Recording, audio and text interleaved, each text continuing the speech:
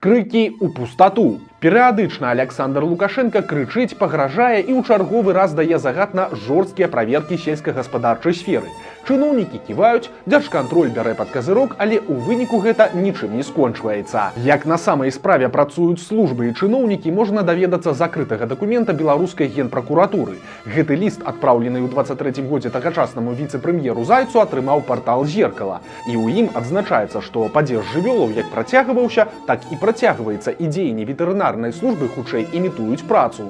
Часам ветслужба выносіла прадпісанні, нават не наведваючы фермы, а тое, як тыя прадпісанні выконваюцца пасля, ніхто асабліва не кантралюе. На думку намесніка генпракурора, гэта стварае пагрозу здароўю насельніцтва, прычым усё гэта робіцца за хабар, але не грашыма, а натурай. Так, напрыклад, начальнік Гродзенскай райветстанцыі хаваў парушэнні ветэрынарна-санітарных правілаў і не прыцягваў вінаватых да адказнасці, а за гэта яму рэгулярна адгружалі мяса, і гэта не адзіны такі выпадак.